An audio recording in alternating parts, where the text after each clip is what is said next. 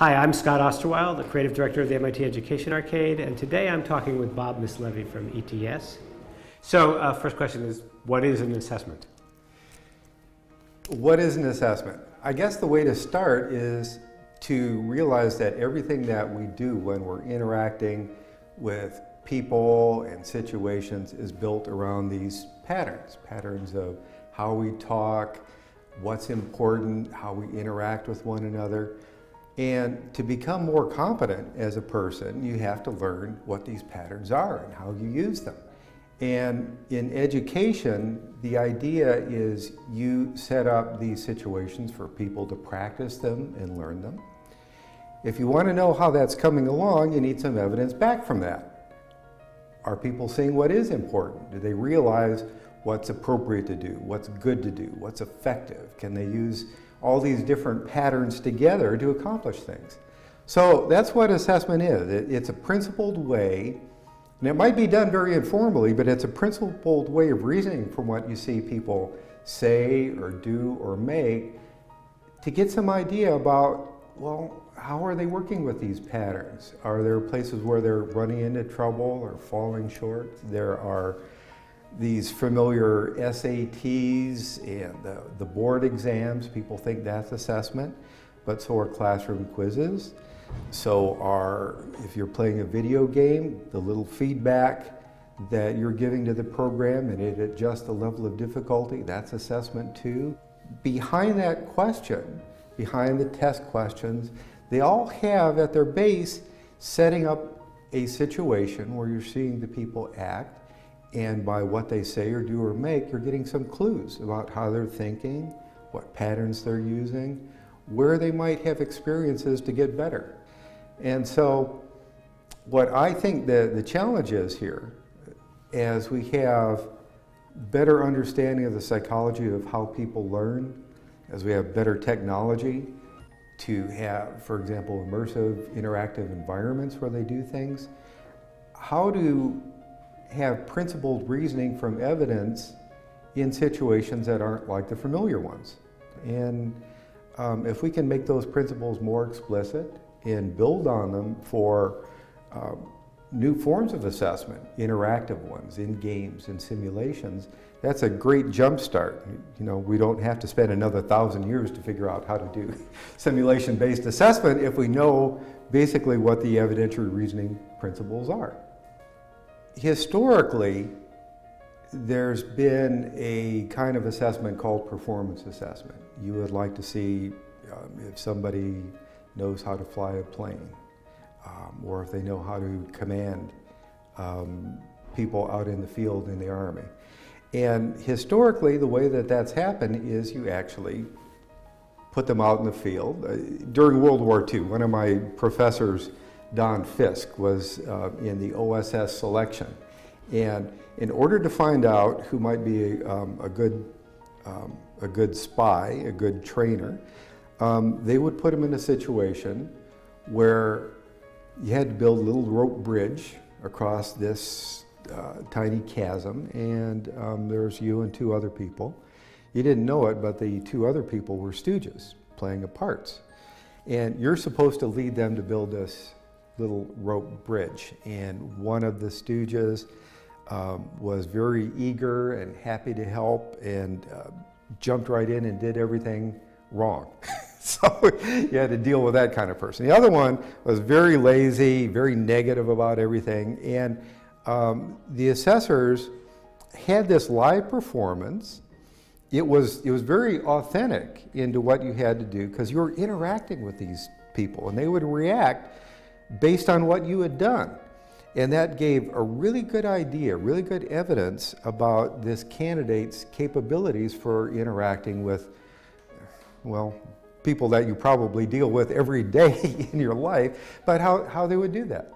So they knew back then, like that was 60 years ago, that if you wanted to get good evidence about these patterns of knowledge and interacting and working in real situations, you could do it. Problem was that took a day, and it might cost a couple $1,000s to do that. Well, you can do that now in a simulation environment, and instead of one candidate each day, You can do this with 10,000 kids all at once. So it's not like this way of reasoning is new. People have been thinking about these things for 4,000 years.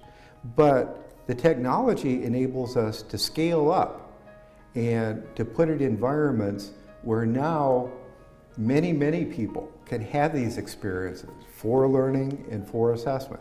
Now, if we're going to try to scale up and to use this technology effectively, we have to have some theory and some principles so that we can build these things and get good approximations at a tiny fraction of the cost, and with opportunities for thousands and thousands of people approximating what could only be done for a handful at high cost back in the past. So we're changing what students actually get to do. Yes. Are we also changing the way teachers understand what students are doing? Yes, teachers do have to think a little bit differently about what the nature of learning is. And the teacher is as much now a coach as a purveyor of wisdom. And again, you can see this is very much like things that we've known for a long time historically are important, but were just one-off and very expensive. Language learning is a great example of that. When I took Spanish in high school a long time ago, the teacher would ask us a question.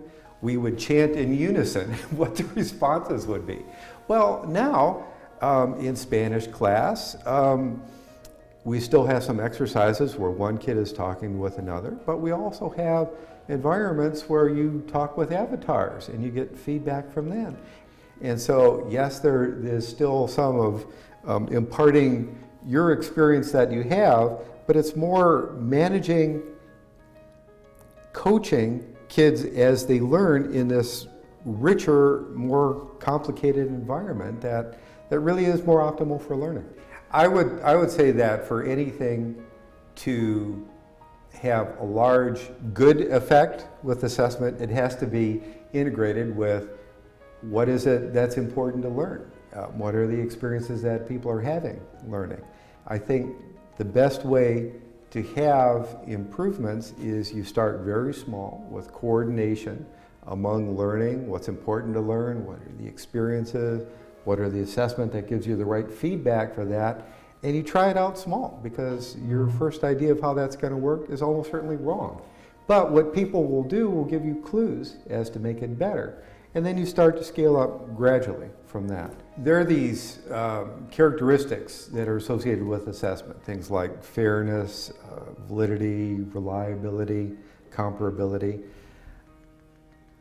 We have talked about how there are many different kinds of assessment, and some kinds of assessment, those are paramount qualities. When you're making consequential decisions about individuals based on assessment information, those are very important.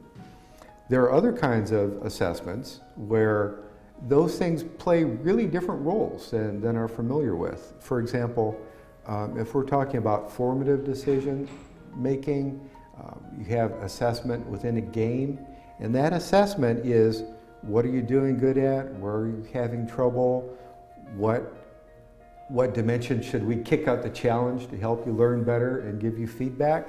You don't worry quite so much about the comparability aspect of it. You know, if different people have different experiences, but they come out the other end really understanding Greek civilization, that's fine. Everybody wins. You're still worried about validity, because what validity means then is, in this experience, are you bringing out the thinking and the learning about the principles, about the facts, about the things that happened historically that you really want people to be learning? For reliability, what that means is when you're making decisions, do you have enough evidence for the purpose at hand to make reasonably good decisions?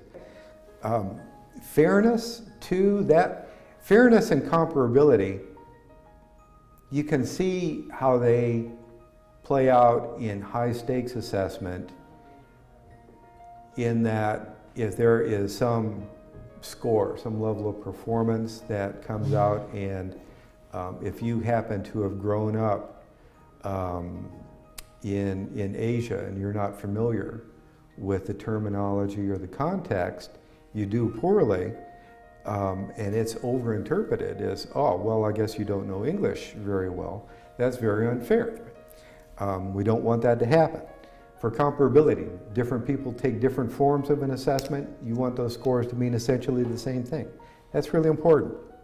When we come back to learning in a simulation or game-based environment, fairness plays out rather differently.